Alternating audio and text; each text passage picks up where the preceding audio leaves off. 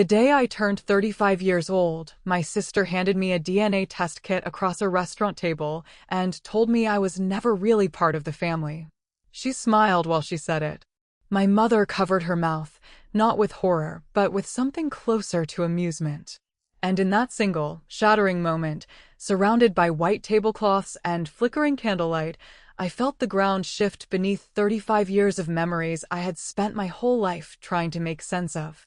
But what I could not have known in that restaurant, what none of them could have anticipated, was that the weapon Lily thought she was handing me would turn out to be the most powerful thing anyone had ever given me. She thought she was ending my story. She had no idea she was starting it. My name is Violet Elizabeth Carter.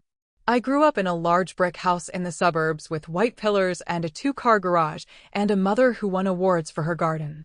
From the outside, we looked like the kind of family you might see on a holiday card. My father, Robert, ran a manufacturing company. My mother, Ellen, ruled the neighborhood social circuit. And then there were the two daughters. My older sister, Darlene, who the entire world seemed to orbit around, and me. If Darlene was the sun, I was the shadow she cast. It was not subtle, and it was not accidental. It was the architecture of our household, built brick by brick over decades. I remember my 7th birthday with a clarity that still stings. For weeks I had talked about nothing but chocolate cake. Dark chocolate with chocolate frosting. I told my mother every chance I got, tugging on her sleeve while she read magazines, whispering it to her while she watched the evening news. When the day arrived and she carried the cake into the dining room, it was lemon. Pale yellow with vanilla frosting. Darlene clapped her hands together and announced that lemon was her absolute favorite. My mother beamed at her with a warmth I rarely received. When I quietly said I had asked for chocolate, my mother did not apologize. She told me chocolate was too heavy for a little girl and that I should be grateful. I ate every bite. I smiled. And somewhere deep inside me, a small door closed that day and would not open again for a very long time. The years that followed were variations on that same theme. Darlene crashed cars and my parents hired lawyers. Darlene failed classes and my parents hired tutors. Darlene created chaos and my parents poured every ounce of their energy into containing it, loving it, funding it. I responded by going the other direction entirely. I became invisible in the most useful way possible. I cooked dinner when my mother had headaches. I mowed the lawn. I kept my grades perfect. I thought that if I could become indispensable, if I could become completely problem-free, they would eventually notice me and decide I was worth loving. I was wrong, but I did not understand that yet. The morning of my high school graduation was when I finally began to understand. I had been named valedictorian of my class. I had written a speech about working hard in silence and not giving up. I had practiced it in the bathroom mirror every night for 2 weeks. When I came downstairs in my cap and gown that morning, my mother was already on the phone. She hung up looking distracted. Darlene had called from her boyfriend's lake house. She had a migraine. She needed someone to come get her. My father was already reaching for his keys before I could even process what was happening. They left. They told me they would try to make it back in time. They were not back in time. I drove myself to graduation and stood at that podium and delivered my entire speech to a room full of strangers, scanning the bleachers the whole time for a gray suit and a blue dress that never appeared. I accepted my diploma and drove home alone and hung my gown in the closet. When they finally came back 3 hours later, Darlene was on the couch eating ice cream. Her migraine had vanished. My father asked for the TV remote. I moved out the day after my 18th birthday. I took out loans and worked 2 jobs and ate meals that cost under $2. I learned how to file taxes, fix leaking pipes, negotiate with landlords, and navigate the world entirely without a safety net because I had to. I did not become independent out of inspiration. I became independent out of necessity. I knew that if I fell, nobody was coming. And still, year after year, I kept showing up for Christmas dinner and Thanksgiving and birthdays, holding on to some small wounded part of myself that believed one day they would look at me and say they were proud. That day never came. But I kept showing up anyway because some hopes are too old to let go of easily. Then my father died. A sudden heart attack, no warning.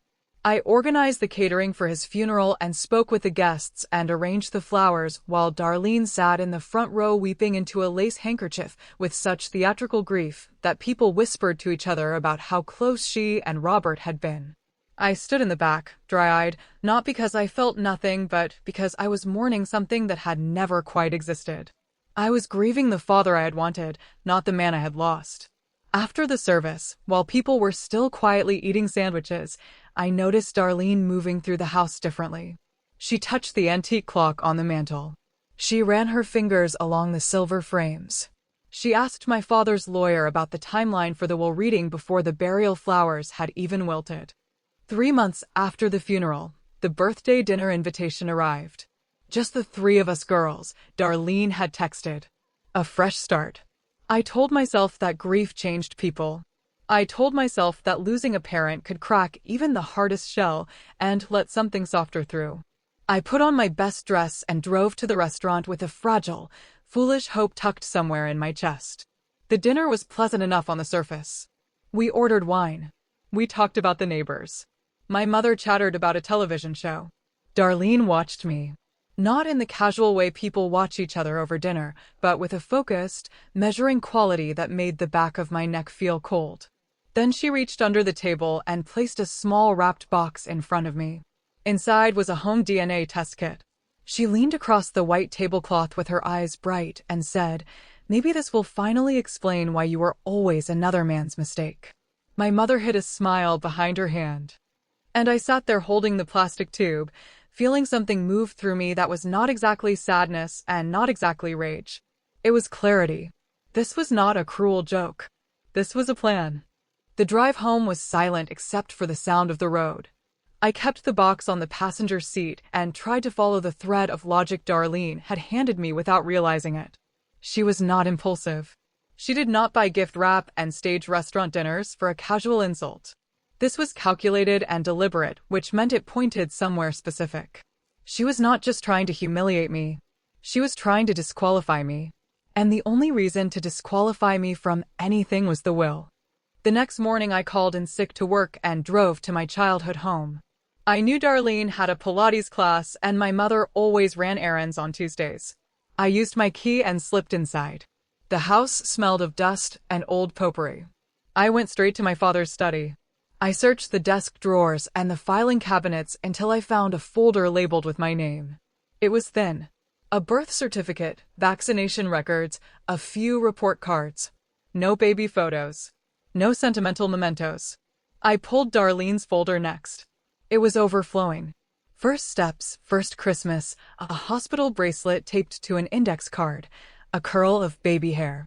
I put the folders back and turned to leave, but my eyes landed on the closet. Above the safe on the high shelf were stacks of old photo albums and dusty shoeboxes. I dragged a chair over and pulled down the box labeled 1988 to 1990. The photos spilled out across the rug when I dumped the box. Hundreds of snapshots, Darlene at Disney World, Darlene on a horse, my parents at formal events. I sorted through them until I found one near the bottom. A Polaroid, faded at the edges. A baby wrapped in a hospital blanket, identifiable by the small red crescent birthmark on her left ear. My birthmark. My ear. But the man holding the baby was not my father. He was tall, dark-haired, with broad shoulders and a loosened tie. He was looking down at the infant in his arms with an expression of such pure and heartbreaking tenderness that I had to catch my breath. Robert Carter had never looked at me that way. Not once in 35 years. I flipped the photo over. In my mother's shaky blue ink, 2 words. "Forgive me." The front door opened. I shoved the photo into my pocket and barely made it out of the study before Darlene rounded the corner with a yoga mat under her arm and a green juice in her hand. She took one look at me and narrowed her eyes. She knew I had been in the study. She accused me of snooping for the will. I told her I had left a scarf. She blocked my path and told me it would not do me any good, that I was not one of them, that I never had been. I stepped around her and walked out into the cold air. Behind me she called out to not forget to spit in the tube. I got in my car and drove until my hands stopped shaking. I researched the man in the photo that night. I ran the DNA kit and paid for expedited results and spent the next 2 weeks searching old newspaper archives and business records while the kit was processed. When the email arrived, I logged into the portal with my heart hammering. The results showed no match to the Carter bloodline. But at the top of the match list, listed under parent and child with 50% shared DNA, was a name. Richard Hayes. I typed the name into a search engine and the results flooded my screen. Richard Hayes, CEO of Hayes Ventures. Richard Hayes, philanthropist. Richard Hayes, quiet billionaire. I clicked on images and there he was, older now, silver-haired, but unmistakably the man from the Polaroid. My biological father was one of the most successful men in the state. I kept digging into the archives until I found a Financial Times article from June of 1990, the month I was born. The headline read that Carter Industries had been saved from bankruptcy by a mystery investor. The article explained how my father's company had been on the verge of total collapse. His debts were catastrophic. He was days from losing everything when a private investment firm connected to Richard Hayes injected $5 million into the company. The investment was dated 2 weeks after my birth. I sat back and let the pieces arrange themselves into a picture I had never imagined. My mother had an affair. She became pregnant. Robert found out. His company was dying. Richard Hayes paid him to stay quiet, to raise me as his own, to keep the family intact. And Robert had repaid that arrangement by treating me like a permanent reminder of the most humiliating deal he had ever made. I called an estate attorney that same evening. Not the family lawyer who had watched Darlene walk through that house her entire life. A different one. Someone with a reputation for being sharp and uncompromising. His name was Mr. Sterling. I told him I needed representation for a will reading and that I had evidence of a multi-decade blackmail scheme. He told me to bring everything. When I arrived at my mother's house the following morning to confirm what I already suspected, I found them both in the kitchen looking completely undisturbed by grief. My mother was flipping through a cruise brochure. Darlene was scrolling on her phone. When I asked about the will timeline, the air in the room changed instantly. Darlene told me it was complex.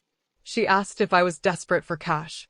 When I walked through the house and noticed the family portraits lining the hallway, I counted.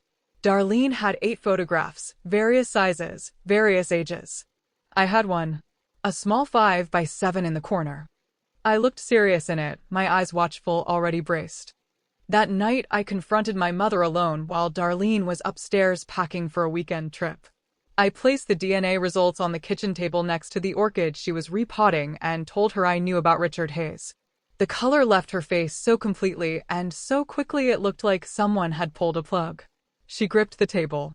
I asked how long Darlene had known. My mother whispered since she was 16. I did the math. 16 was the year Darlene crashed her first car. 16 was when the household rules seemed to stop applying to her. 16 was when everything became about keeping Darlene happy and quiet. She had found a letter. One letter my mother had hidden in her jewelry box. Darlene borrowed earrings and found it instead. From that day forward, Darlene had held the secret over my mother like a blade, extracting money, freedom, and unconditional protection in exchange for her silence. Darlene appeared in the doorway behind me. She was clapping slowly. She said it was impressive detective work. She did not look afraid. She looked entertained. I asked her why she had done it, why she had spent 20 years watching me beg for scraps of affection from a man she knew would never give them. She told me it was funny. She said watching me try to be the perfect daughter while being permanently disqualified from the competition was the most entertaining thing she had ever witnessed. I asked about the DNA test. She told me Dad was dead and the blackmail was finished and she was tired of sharing. She had consulted lawyers. Since I was not a biological Carter, she intended to challenge the will and have me removed entirely. She had wanted me to confirm my own illegitimacy in writing. She thought she was handing me a shovel to dig my own grave. I told her we would see on Friday. I walked out. She yelled after me to not forget to spit in the tube. The will reading took place in a glass office building downtown that smelled of leather and money. I arrived early with Mr. Sterling. Darlene made an entrance 15 minutes later in a black dress and wide-brimmed hat, dramatic and unhurried, as though she had already won. My mother sat between us and kept her eyes on the table. Mr. Henderson, my father's elderly attorney, cleared his throat and began reading. The first bequest went to my mother, the house and a monthly stipend, subject to conditions. The second bequest went to Darlene. $50,000. Darlene laughed out loud. She said there were missing zeros. Mr. Henderson repeated the figure without blinking. Darlene's face went from amused to dangerous in seconds. She reached into her purse and pulled out a copy of my DNA results and slapped them on the table. She announced that I was not a biological Carter and had no legal claim to anything. She said the will was a document for his children, and I simply was not one. Mr. Henderson waited for her to finish. Then he turned to the next page and read the final bequest. To Violet Elizabeth Carter, he said, I leave the remainder of my estate, including majority ownership of Carter Industries, the full investment portfolio, and all liquid assets, representing approximately 70% of the total estate value. Darlene went silent. Mr. Henderson continued to a personal addendum my father had insisted be included. Robert Carter had written that he had known since I was 2 years old that I was not his biological child. He had accepted the arrangement to save his company. But over the years, he had watched a young woman grow up without encouragement, without help, and without love. He had watched her build a life from nothing while his biological daughter grew into someone who understood only greed. He wrote that blood did not make a successor. Character did. He said he chose me anyway. I sat completely still. Darlene started shouting. She called it insane. She threatened a court contest. She pointed at me and accused me of manipulation. Mr. Henderson waited, then told her there was more. He reached into his briefcase and slid a thick black folder across the table to her. She opened it. The color drained from her face just as it had drained from our mother's the night before. The folder contained a full private investigator's report, commissioned by Robert 2 years earlier when he noticed money disappearing from the accounts. The investigator had cleared me immediately. My finances were entirely self-sustaining. He had then turned his attention to Darlene. Photographs of her meetings secretly with an estate attorney. Bank statements showing $50,000 in unauthorized withdrawals from our mother's accounts. Records of failed business ventures that never existed. Evidence of gambling debts. And a recording. Darlene's own voice on a phone call saying she did not care how long it took.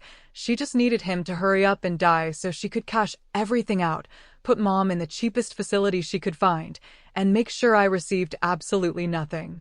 My mother stared at Darlene as though she were seeing her for the very first time. The person she had protected for 20 years. The person she had betrayed me for. Darlene tried to say she was just venting. Nobody in that room believed her.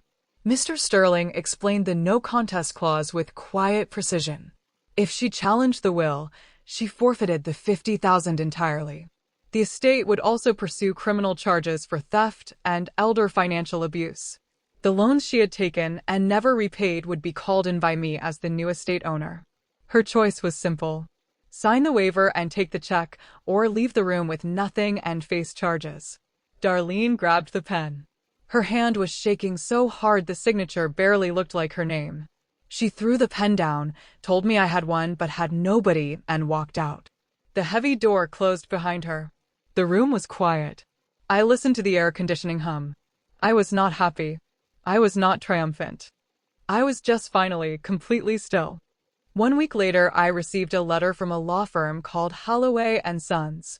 It informed me that Richard Hayes had passed away 2 years prior and had left a separate private trust in my name, structured specifically to shield me from his main estate and from any family complications that might arise. He had not wanted me caught in a spotlight. He had wanted me to have something that was simply mine. I met with his estate representative in a quiet office, and she placed a wooden box on the desk between us. Inside was a leather journal and a heavy silver watch. The trust itself was substantial enough that I would never need to worry about money again. But she pressed the journal into my hands first.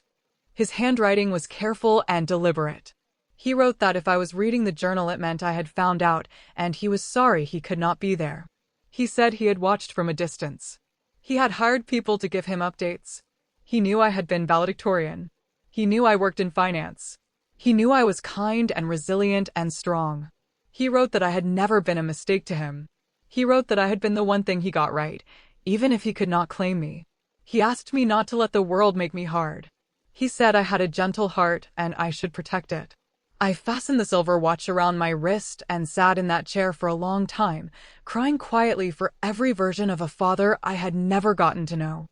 6 months later, I was sitting on the wraparound porch of a small cottage I had bought at the end of a winding mountain road, watching the trees turn orange and gold. I had not quit my job, but I had reduced my hours. With the two inheritances combined, I had started a foundation that provided scholarships to children who had aged out of foster care, children who had been overlooked, children who understood what it felt like to be invisible in rooms where everyone else seemed to belong. My phone buzzed once with a text from Ellen. "Thinking of you. The garden looks beautiful today." I read it twice and typed back a short reply. I was rebuilding something with her, slowly, carefully, built on boundaries rather than obligation. Darlene had moved to another state. I heard she was working as a receptionist and paying down her debts. I did not think about her often. I did not wish her harm. I just did not have room for her anymore. I looked down at the silver watch ticking steadily on my wrist. 35 years of being called invisible, being fed the wrong cake, being left in an empty auditorium, being handed a DNA test as a weapon. And here I was, sitting in my own house, on my own mountain, finally at peace. Darlene had given me that test to prove I did not belong anywhere. What she had actually done was point me toward every place and every person that proved I always had. I was never the mistake in the story. I was just the one nobody expected to survive it.